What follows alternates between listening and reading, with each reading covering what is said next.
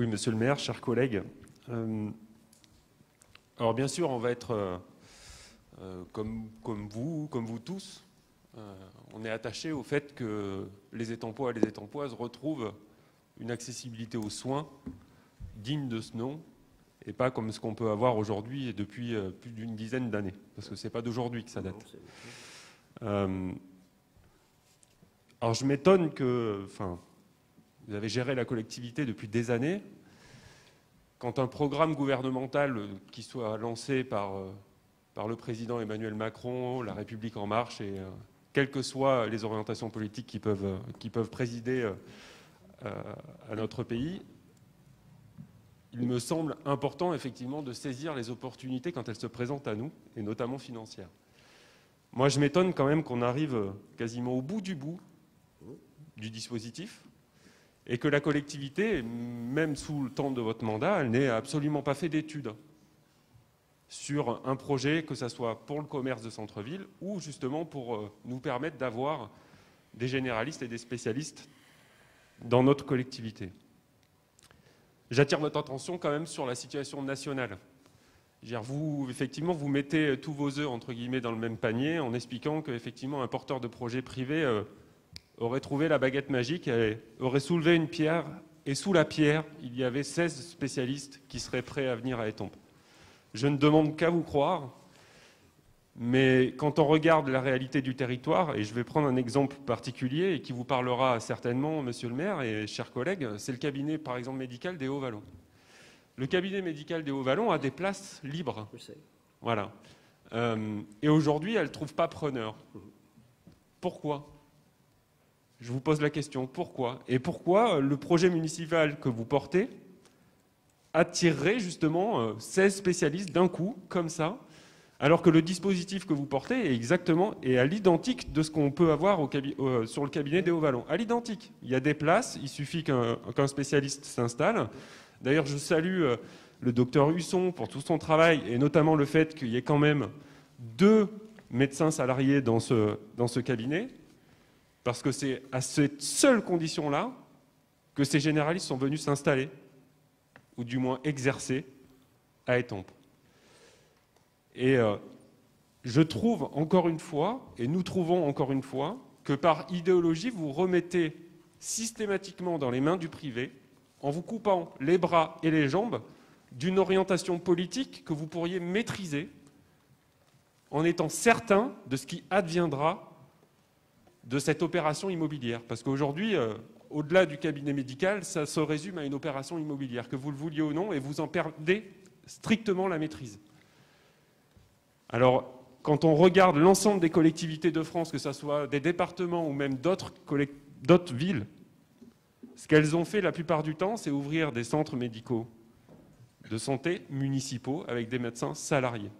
Pourquoi ? Parce que ce qui importe pour la plupart, c'est d'avoir des conditions de travail avec des horaires dignes, parce que dans les zones tendues, malheureusement, les généralistes se retrouvent à faire des heures pas possibles pour assurer le suivi de leur patientèle.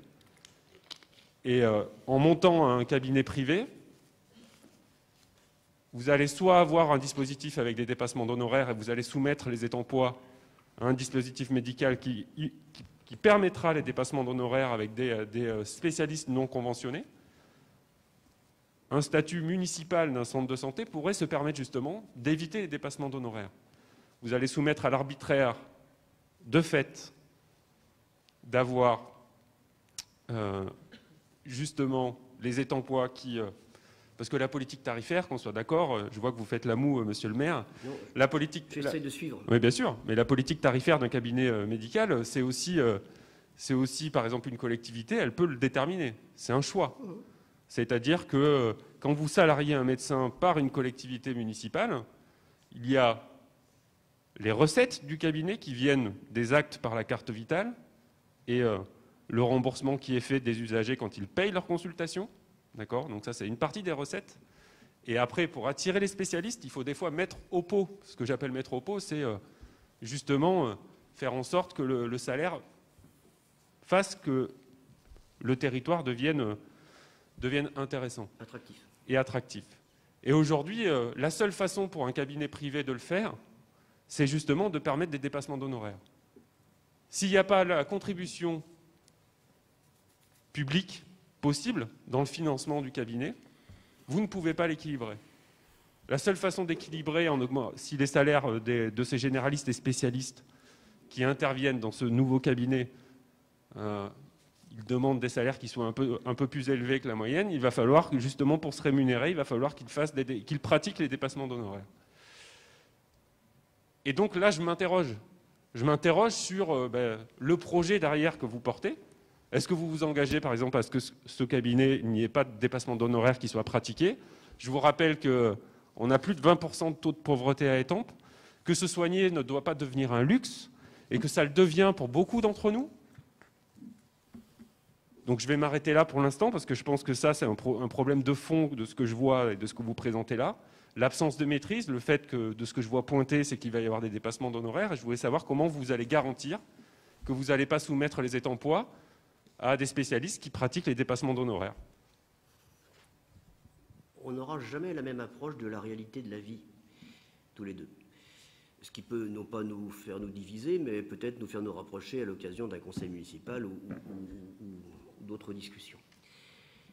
Déjà, c'est un sujet qui m'intéresse, comme tout à chacun, en tant qu'utilisateur du service de santé, qu'il soit public ou privé, et surtout constatant comme vous, comme chacun d'entre nous, malheureusement, que les cabinets ferment plus tôt qu'ils n'ouvrent. On est bien content quelquefois d'avoir un hôpital aux portes de chez nous et d'avoir des médecins dont les mentalités ont très très largement évolué. On n'est plus au temps du médecin de famille qui venait le soir, vous l'avez tous connu peut-être, je ne joue pas aux anciens combattants, mais qui venait à 23h, qui avec sa grosse valise, qui avec ses stéthoscopes et qui nous auscultait le gamin. Voilà. Donc ça, c'est totalement changé. Alors, bien sûr, on peut dire qu'il y a la politique, on peut dire il y a beaucoup d'errements, il y a des erreurs, c'est pas depuis 10 ans, ça fait au moins depuis 30 ans, 30-35 ans qu'il y a des erreurs politiques dramatiques dont on paye les conséquences, et la première d'entre elles, ce qui a été heureusement modifié par l'actuel gouvernement, c'est de relever le numerus clausus. Parce que c'est le vrai problème. Les médecins, ils ne ferment pas parce qu'ils veulent fermer, parce que même s'il y a beaucoup de travail, même s'ils ont été malmenés souvent, même s'ils ont été très malmenés par certaines politiques, je pense à l'époque de Juppé et compagnie, vous avez quand même aujourd'hui des médecins qui vieillissent et qui s'en vont, parce qu'ils veulent avoir accès à la retraite, et même quelqu'un qui reviennent. Dans des structures comme l'hôpital d'Étampes, je pense à des médecins, le docteur Med, enfin je ne veux plus le citer, mais voilà, qui reviennent. Parce qu'ils ont ça au bout de leur... Mais ensuite, il y a des dispositifs municipaux. Moi, je ne suis pas là pour refaire la politique nationale en matière de création de médecins. Et je constate simplement que le numerus clausus, il a été relevé. Donc ça veut dire que pour faire un médecin, c'est des années, donc je ne le verrai pas, ma fille le verra fort heureusement, et on aura des médecins qui vont revenir parce qu'ils ont levé la barre. Enfin, ensuite, il faut gérer. Je ne vais pas la pénurie, on est là pour trouver des solutions. La première des solutions, chers collègues, c'est que nous avons, nous, Ville d'Étampes, des soins infirmiers dispensés par des infirmières, gérés avec des aides-soignantes, des gens qui accompagnent au domicile des personnes qui se sont spécialisés, qui sont des agents communaux. Donc, je vous renvoie quand même à une partie d'un dispositif que nous avons concrétisé, qui dispense des soins de qualité et qui couvre tous les territoires et toute la semaine, dans Étampes. J'ai même recruté dernièrement une personne et confirmé, pour l'une ou une autre, le fait qu'elle soit agent communal, parce qu'il y a beaucoup de mutations. Souvent, je prends à l'hôpital, pas l'hôpital d'Étampes, ni d'Ourdan, mais dans les hôpitaux, des personnes qui veulent venir chez nous. Je parlais aux infirmières et aux aides-soignantes. C'est un choix. Donc, nous connaissons le service public municipal qui dispense des soins. Et qui continue à évoluer, et on va le faire évoluer. J'ai vu sa directrice dernièrement pour reprendre son attache, on va continuer. Et c'est un dispositif très très important. Ensuite, ce que vous dites a du sens. On l'avait évoqué il y a assez longtemps, mais malheureusement, on n'a pas trouvé de solution. J'avais passé une annonce à l'époque, j'étais même allé avec le docteur Lorenzo, qui était à la fois notre collègue de l'époque, et qui lui est toujours président de la CME, de l'hôpital de Dourdan, et on est allé voir la première défile active à la fac de médecine de Paris, si on pouvait commencer, non pas à débaucher, mais trouver des partenariats, comment rendre un territoire attractif. Bon.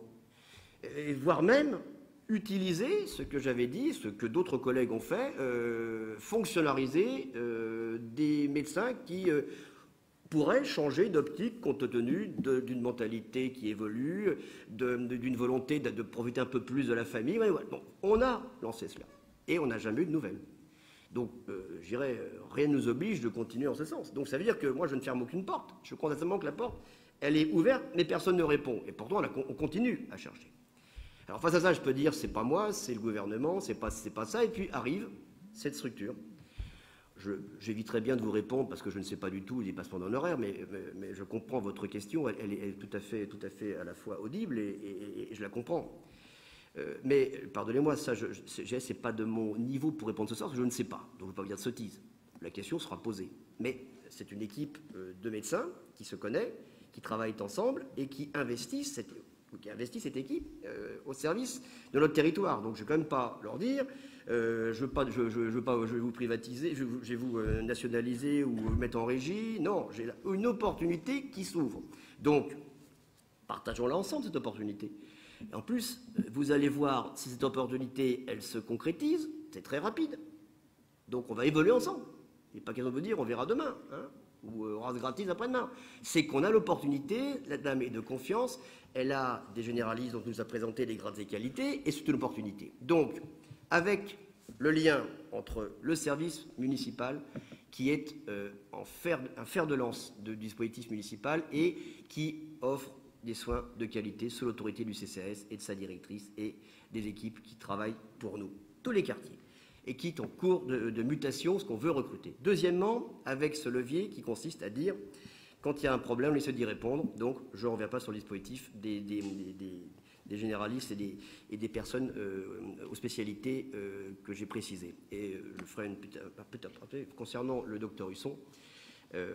Vous savez que le docteur Husson était avant en location face à la maison de la maison de quartier, et que s'il est là aujourd'hui, je pense qu'il pourra vous dire c'est grâce à qui, s'il a pu acheter ce terrain et construire son cabinet médical avec ses confrères, et malheureusement un qui est parti, infirmier je crois, ou kiné, je ne sais plus. Voilà. Donc si vous voulez, il y a aussi des choses que l'on sait faire, que l'on accompagne, et je ne lève pas moi la poussière pour dire oh là là, je dis simplement j'ai été concret et j'ai accompagné le docteur Husson dans son investissement, et aujourd'hui, vous avez rappelé de l'importance de sa présence et de la présence de ses confrères. Après, vous avez ce que j'appelle les pipoteurs, les marchands de sommeil ou de rêve qui font leur maison médicale et qui n'en font que les murs et qui ne donnent aucun sens aux soins puisqu'ils ne trouvent pas de médecin.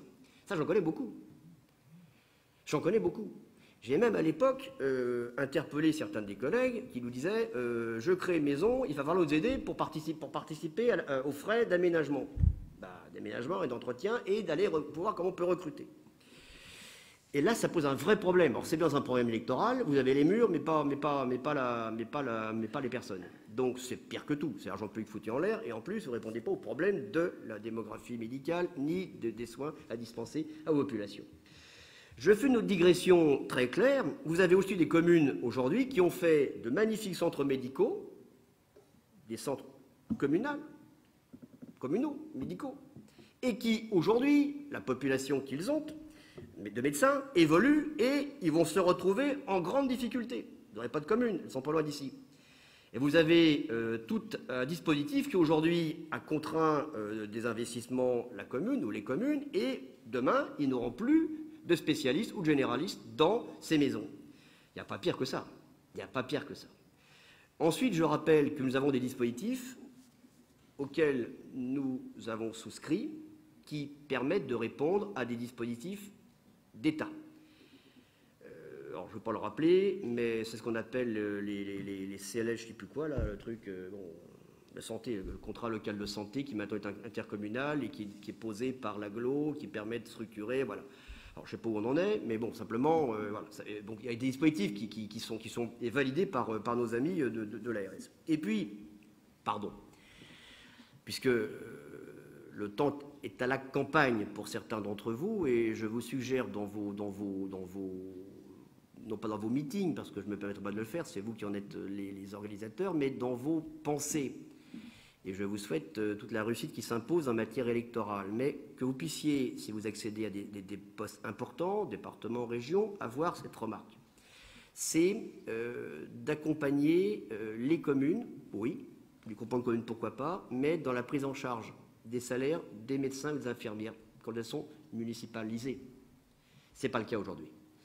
J'ai un collègue qui va recruter un médecin mais généraliste, un jeune médecin généraliste. Il propose, c'est la commune de Saclay, très clair, je vous le dis, c'est 7 000 € net en charge, salaire payé par la commune si monsieur le maire décide d'accéder à la demande du jeune praticien. Plus les charges, vous voyez ce que ça peut donner. Une commune comme Saclay, par rapport à ça, je ne sais pas comment ils font. Donc, ça veut dire comment on peut donner du sens à la décision que monsieur le maire de Saclay va prendre, justifier vraiment, mais il ne peut pas emporter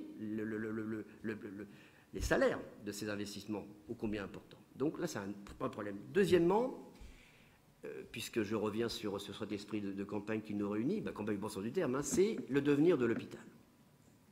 Parce qu'on peut refaire également le monde, les groupements de territoire, c'est nul, c'est ci, c'est là, là. Concrètement, nous, on a la chance d'avoir, sur notre dynamique du Sud-Essonne, une présence hospitalière qui se renforce, avec des projets qui se renforcent.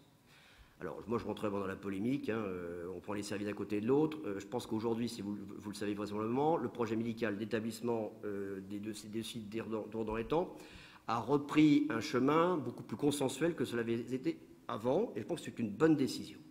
Deuxièmement, le vice-président que je suis a donné son avis. Donc, ça veut dire qu'on ne va pas se piquer les services d'un côté, on va travailler ensemble, et surtout, on va développer l'activité, et on va faire en sorte d'avoir, et c'est le vrai problème que vous avez soulevé, monsieur, hier, c'est comment on rend ce territoire attractif pour que les médecins viennent. Parce que comme ils ont l'embarras du choix, ils viennent à Étang pour à Dourdan, ou ils ne viennent pas pour des raisons qui sont Y. Donc, comment on rend cela attractif? Avec, bien entendu, cette attractivité qui doit se débattre au sein des instances de l'hôpital. C'est ce qui se passe, ce qui devrait encore mieux se passer à mon sens, mais parce que la démographie médicale de l'hôpital vieillit aussi. Donc ça veut dire qu'on pourra avoir les plus beaux accueils du monde et ainsi de suite, les plus beaux lits, on aura beaucoup de patients mais plus de praticiens. Donc ça veut dire comment on travaille ensemble à tous les niveaux de nos réflexions et comment on s'engage et comment on se bat vraiment pour la dimension hospitalière du Sud-Essonne. Et moi, je suis extrêmement sensible. Alors, là, on ne sera sûrement pas toujours d'accord parce que j'ai été le premier, je m'étais fait exploser les oreilles par quelques syndicalistes de l'époque, même si maintenant ils partagent le devenir et l'ambition de l'hôpital. J'ai introduit le privé à l'hôpital. Oh là là, qu'est-ce que Marlin n'avait pas fait? J'avais introduit le laboratoire, je suis en train de néphrocare, j'ai introduit tout ce qui permet de répondre simplement à ce que les personnes qui venaient à l'hôpital d'Étampes pour une dialyse n'allaient pas là, s'il n'y avait pas de dialyse, il y avait une association à l'époque et allaient à la Reine Blanche à Orléans ou allaient à Sud-Francilien ou ailleurs. Donc comment je répondais concrètement à leur attente? En installant le privé qui aujourd'hui génère de l'énergie, génère de l'acte et génère et conforte l'activité, largement l'activité des labos. Pourquoi il y a de labos sur les deux sites? Parce que par définition, il y a de l'activité. Et pourquoi dans le projet médical, on va continuer à travailler également à renforcer ce qui manque sur ce territoire? Attractivité, je vous l'ai dit, mais l'opération qui va se faire, sans mauvais jeu de mots, le projet qui va se faire, et là j'y souscris totalement, c'est que une alliance qui a déjà le pied dans l'hôpital site d'Étampes et vraisemblablement sur le site de Dourdan prochainement, puisse installer quelque chose de fondamental pour les accidentés de la vie sur Étampes. Ça crée de l'emploi et ça répond à un vrai besoin, ce qu'on appelle les centres de rééducation après des traumas, après des problèmes cérébraux et ainsi de suite. Et ça va se faire à Étampes, ça. Voilà. Et ça, c'est initié, c'est lancé. Et quand je dis Clean Alliance, c'est ce qu'on appelait avant, parce que Clean Alliance, c'est le générique maintenant, mais avant, c'est ce qu'on appelait à Villiers-sur-Orge la clinique Répotel, où vous aviez, quand vous êtes cassé de la vie, vous avez une rééducation fonctionnelle, vous avez, voilà. Donc ça, un vrai besoin ici.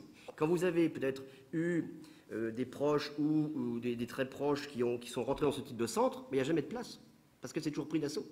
Et vous devez envoyer en Seine-et-Marne, aux Trois-Soleils, je crois, parce qu'il y a encore quelques fois un peu de place, des personnes qui habitent le territoire. Donc comment je réponds, moi, à cette attente? Eh bien, en trouvant des solutions. Alors, c'est là où on ne sera jamais d'accord, mais parce que vous allez me dire sur le public qui doit prémunir. Moi, je pense qu'il y a un comportement où l'on peut travailler intelligemment ensemble, au sens de la santé du terme, et faire en sorte d'apporter des services à la population. Voilà, donc, pardonnez-moi, j'ai été un peu long, mais comme vous le voyez, c'est un sujet qui nous passionne et sur lequel on doit tous se mobiliser. Donc, de l'hôpital, en passant par le service municipal, en passant par des projets d'avenir, on essaye simplement, ce sera l'expertise qui sera la nôtre, mais l'expertise que vous pourrez auditer, mes chers collègues. Madame Douard, je vous le dis, monsieur Hilaire, vous avez raison de vous poser la question, mais je serai également comme vous. Je verrai si ce projet va à terme et comment il se dirige pour l'intérêt de nos administrés et de notre commune. Et je propose à nos collègues, dont j'ai rappelé les grades et qualités, qu'ils puissent nous faire un rapport d'étape à chaque fois. Voilà, tout simplement.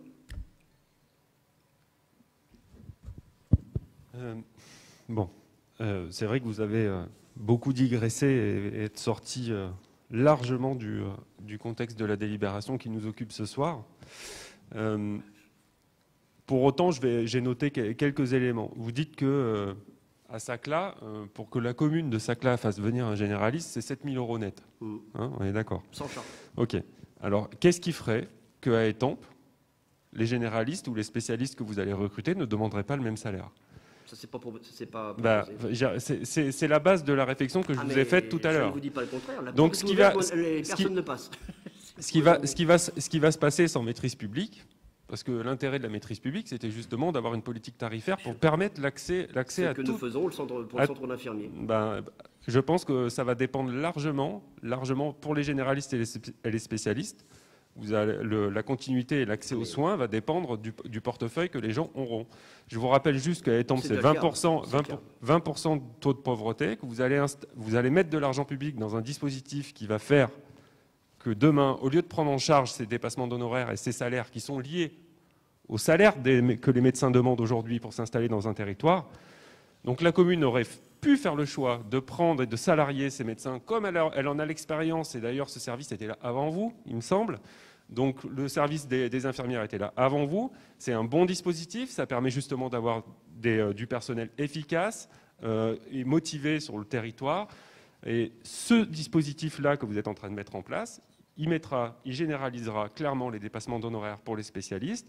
Vous l'actez, vous aviez deux choix, c'était soit vous les salariés et que vous preniez en charge le montant de salaire qui peut paraître élevé, mais si vous me dites que je vous fais confiance, je veux dire, le département de Saône-et-Loire, ils ont recruté 55 généralistes. Leur salaire, c'est entre 4 500 et 6 500 et ils sont tous salariés. Tous. Ils sont tous salariés de la collectivité. Aujourd'hui, vous savez, c'est même pas une histoire de les médecins ne voudraient pas travailler ou non. Non, ils aspirent comme tout un chacun à avoir une vie, à avoir un cinéma, un théâtre et vivre concrètement. Ils ont évolué, c'est tout. Et vivre, bien sûr, mais au même rythme que la société. C'est-à-dire qu'on peut pas demander à un généraliste de faire 80 heures par semaine. Il y en a qui le font, d'autres qui ne le font pas, c'est alors. Par contre, oui. Ce qui est important, c'est la porte est ouverte, comme je vous le disais, pour salariés. Un médecin qui souhaiterait venir chez nous, à Étampes, ça pose aucun souci. Nous avons fait cela, essayer de recruter, mais en vain. Donc, première étape. On a même pensé... Saclay y arrive apparemment. Alors, ils ont des propositions. Justement, j'en ai parlé avec mon collègue de Saclay. La possibilité peut-être, c'est de partager les frais et d'avoir chacun une moitié de médecin. Voilà. Le seul problème qui se pose ensuite, c'est que vous ne pouvez pas réserver exclusivement la patientèle du médecin dit municipal qui, quand il arrive de Morigny, en disant va voir ton maire, parce que ton maire ne paye pas la charge de ton médecin qui travaille pour Étampes et pour Saclay. C'est un autre souci, ça. Comment on gère la file active? Parce que, par définition, on ne va pas mettre une flèche ici réservée à la clientèle étampoise. Donc ça veut dire aussi comment pratiquer avec une vision un peu plus collective. Je n'ai pas dit collectiviste, collective, voilà. Voilà, donc ça, c'est ce que je voulais vous dire. Donc la porte est ouverte. Mais quand on a l'opportunité, et après on procédera au vote de la délibération, si vous me permettez, on a plein de choses, plein de possibilités, et il faut les utiliser. Mais pour revenir concrètement à notre délibération, point 3, on aura l'occasion très rapidement de pouvoir évaluer la performance de mes collègues, j'en remets un peu la pression. Deuxièmement, je les invite à poser la question, celle que vous avez vous-même posée, monsieur Hilaire, sur les dépassements d'honoraires, et surtout de répondre en dehors uniquement d'un contexte, d'un programme électoral, à des enjeux capitaux, puisqu'on est tous d'accord que cette délibération devrait faire l'unanimité dans nos rangs. Bien, alors. Vous me permettez de synthétiser notre positionnement et notre explication de vote ? Bon, le dispositif que vous et votre majorité vous proposez aujourd'hui pour nous, c'est clairement déjà juste, il se résume à un achat immobilier. Vous perdez la main sur comment et concrètement la politique tarifaire, parce que moi ce qui m'importe c'est les besoins de la population, la politique tarifaire, faire comprendre et faire, bah oui, mais je le résume, bien sûr, et faire en sorte que justement on ait des spécialistes qui permettent d'avoir justement un accès aux soins et qui ne soient pas conditionnés au niveau de revenus de tout un chacun, que la collectivité avait moyen de porter un autre projet, que si vous n'arrivez pas à attirer des médecins généralistes alors que Morigny l'a fait, que Saclay le fait, ça pose une réelle question sur vos motivations. Je vous rappelle que la commune de Morigny a quand même salarié un médecin, a ouvert et l'a fait aussi. On a énormément justement d'exemples partout en France.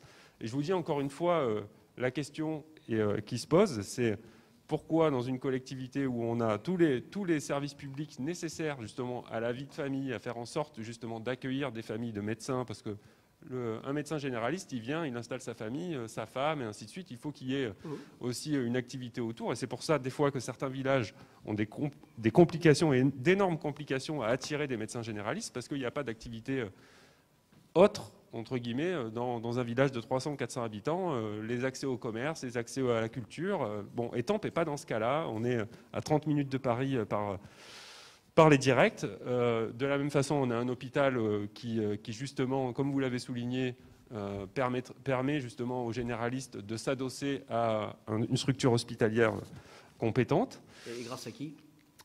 Sûrement pas grâce à vous, parce que l'analyse que vous avez... grâce au président que j'ai été... Écoutez, je vais pas partager l'analyse que vous avez de l'état de l'hôpital d'Étampes, parce que vous avez détroussé... Non, mais vous avez détroussé tout le reste autour. Je veux dire, voilà, l'hôpital de Dourdan, aujourd'hui, est devenu une coquille vide, et je pense, dans quelques années, si les politiques libérales que vous portez... Ce qui serait intéressant, c'est que vous me laissiez juste finir, en fait, parce que ça sera plus simple pour tout le monde, plus cohérent, ça ira plus vite. Enfin, voilà, ça serait vraiment poli de votre part et courtois de me laisser terminer sans m'interrompre continuellement. Donc voilà. Donc clairement, même sur l'hôpital, on ne va pas être d'accord. On était déjà contre la fusion parce qu'on avait déjà averti l'ensemble justement du Dourdanais et de l'Étampois de ce qu'il allait advenir, c'est-à-dire la fermeture des services et ainsi de suite, et tout ce qui se passe. Les privatisations, encore moins, parce que les services que vous mettez en place et qui sont privés, le public pourrait très bien les gérer, sauf que vous préférez filer ça à des actionnaires privés qui s'en mettent plein les poches, et ainsi de suite. Mais comme d'habitude, c'est pas le grand capital, mais c'est la réalité, et c'est ce qui se passe sur les territoires. Je suis Marx. Écoutez, à une époque, c'était quoi? J'étais bolchevique, c'est ça? Ah non, c'était ça. Maintenant, non, c'est évolué. C'est ça, oui. Naturellement. Oui. Non, mais c'est quoi le slogan? De quoi? Que je trouve très bien. Non, le slogan, vous avez naturellement quelque chose. J'aurais évolué de quoi? Non, je sais pas. Naturellement, le slogan de campagne. Ouais, mais enfin, vous savez, je suis pas en campagne là. Mais moi non plus, mais vous êtes naturel maintenant. Voilà. Je suis juste en train d'expliquer les besoins. On a tous la nature. D'expliquer, bien sûr. Mais encore une fois, vous m'avez coupé, c'est très bien. On vous a compris votre explication de vote. Juste, donc, on va s'abstenir. Parce que force, on va pas voter contre. Oui, ça serait embarrassant pour vous. Pas du tout. Pas du tout. Non. Bah écoutez, pas du tout. La vraie question. Vous savez, entre nous, j'ai connu ça en son temps. Donc, oh là là. La vraie question. Et je vous remercie d'avoir précisé. Juste moi, ce qui préside à la décision de notre groupe aujourd'hui et notre positionnement politique, c'est justement de faire en sorte que, un, on réponde aux besoins, et que deux, la population, et notamment des quartiers prioritaires de la ville, puisse accéder à la santé sans avoir besoin de ça, monsieur Marlin. Sauf qu'aujourd'hui, ce que vous faites, c'est que vous mettez ça d'abord en avant, voilà, et vous les livrez à l'arbitraire et au dépassement d'honoraires. Mais ça, c'est votre choix, c'est votre politique, et d'ailleurs, vous l'assumez, c'est très bien. Bien, allez.